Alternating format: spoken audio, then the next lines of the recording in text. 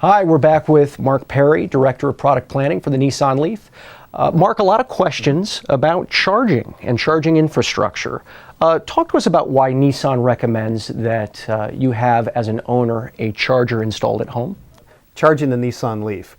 What you're looking at in your home is that 220 volt circuit. If you had an electric dryer or a range or even a deep freeze in your garage, that's the easiest way to get that cost-benefit ratio of speed, affordability for charging itself, and simplicity. I mean, think of charging your Leaf just like you would a cell phone. You come home, you plug in, you forget about it, you wake up the next morning full charge, ready to go. How long does it take to charge with the 220, or what are the other options in terms of charging, and how long do they take? Sure. With 220, if you ran your battery all the way down to zero, it would take you about 7.5 hours to charge it back up to 100%. But we've got over 8,000 people driving the Nissan Leaf here in the United States already, and what we're finding is typical 2 to 3 hours, because that's all they're using of their battery every day. So they get home, they plug in, and 2 to 3 hours later the car's full and they're ready to go. Now, you asked a question about other speeds that are available.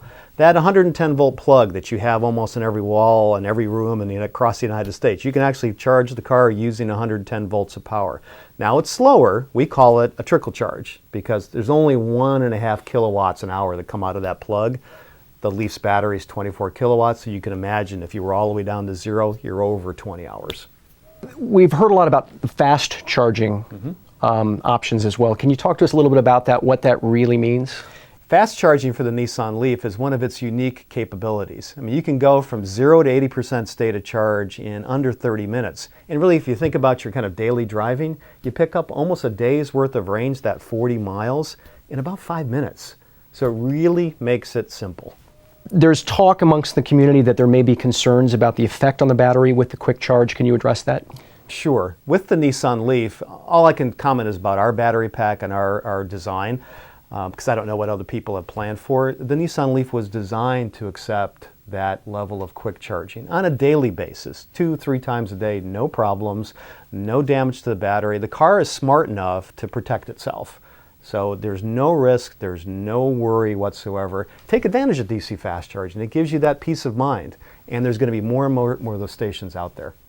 There was a question from a gentleman named Mr. Pulpley, a Nissan Leaf owner, and it really incorporates a lot of different questions we get about optimal battery management in terms of charging in general, whether that's fast, whether it's topping it off. Is there a certain way you need to charge your battery in order for it to perform optimally? I mean, the short answer is yes. The longer answer is we spell it out in the owner's manual so you can read it for yourself. But really, for maximum battery life and maximum battery health over 10 years, not a year's worth, but 10 years, charging up to 80% is the optimal way to do it. If 80% state of charge gets your daily drive done, fine. It doesn't mean you're going to hurt your battery if you charge to 100%. You know, and we're talking about tiny percentages of differences over 10 years, but there is a difference. So maximum life, 80% state of charge. Great. That's all for today with Mr. Mark Perry. We'll be back with you next week with some more questions from the community. Thanks, Mark. Sure. Thank you.